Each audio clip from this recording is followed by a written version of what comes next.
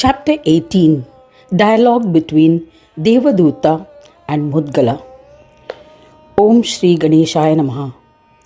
Shaunaka said, O illustrious Sutta, we are content by listening to the marvelous legends of Ganesha narrated by you. After listening to the elaborate dialogue between Shiva and Shakti, we yearn for more. Hence, please narrate some more legends of Ganesha. Sutta said, O Shaunaka, listen. Daksha was satiated after savoring the nectar of the pious legend. Listen attentively to what he asked Mudgal Mahamuni.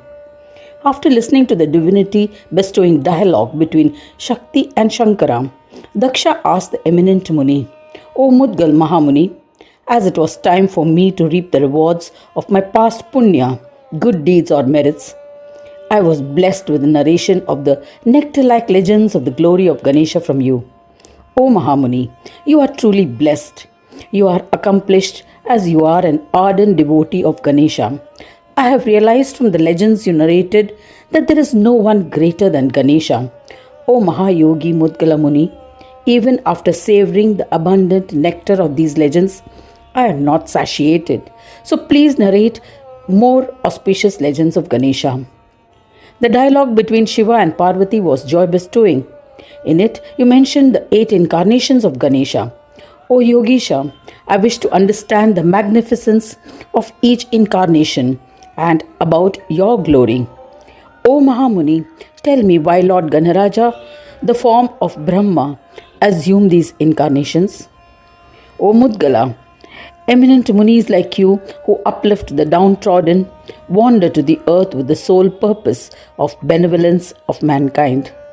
Sadhus who regard all things impartially purify all those who take their darshana, listen to them or are touched by them.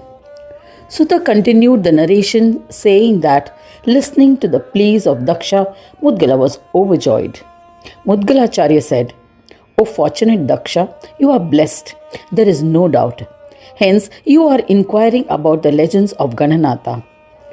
The sinful atheists and the hypocrites do not have the desire to savor the nectar of the true legends. Those who are tolerant and understand duality, those who treat all living beings equally, those who endeavor to be liberated from the material world, are inherently inclined to benevolent deeds. O Lord, such great souls hold immense reverence towards Ganesha. They always listen to or narrate the legends of Ganapati with devotion and faith.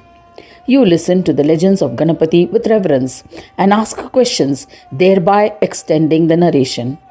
I shall narrate my past experiences. Listen to it attentively. This should clarify your doubts. Firstly, listen to the events relating to the incarnations as they unfold. Being devoted to Ganaraja, you will ascend to the position of Ganaraja.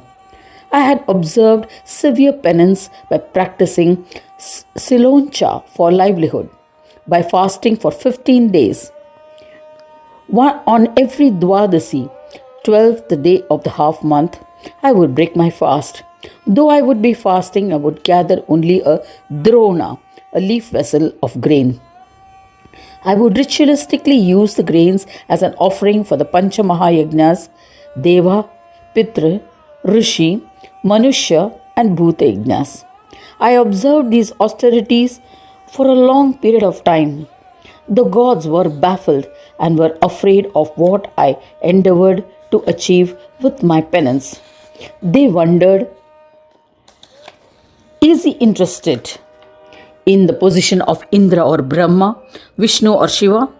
They sent the omniscient, proficient and short-tempered sage Durvasa to my ashrama to test me. He came to my ashrama to test me at the time of breaking my fast. He was naked and appeared insane. He said, O Muni, I am hungry. Give me enough food to satiate me. When he said this, I offered him food. At that moment, I was not aware that he was sage Durvasa who was at my ashrama. He ate all the food, smeared his body with the leftovers, and departed satiated. O Daksha Prajapati, I was overjoyed that my austerities had been gratified. Having eaten all the food, the Muni who was my guest had left satiated. I continued to fast and observed penance and austerities. On the Dwadasi, sage Durvasa appeared again. He was in the same disguise. I was happy and performed his puja. He again ate all the food. This happened 6 times. He was testing my steadfastness in the manner with the intention of interrupting my penance. But due to my past good deeds or merits, I was not deterred in my austerities. Due to this determination, I was forced to fast for 3 consecutive months. The Mahamuni was pleased with my penance, which purified the Antakarana and revealed his extraordinary and marvelous yogic form. Thereafter he said, O Mudgala, you have become purified. O fortunate one, you shall go to Swarga and live there eternally. You deserve Swarga, which is perpetually radiant with your good deeds.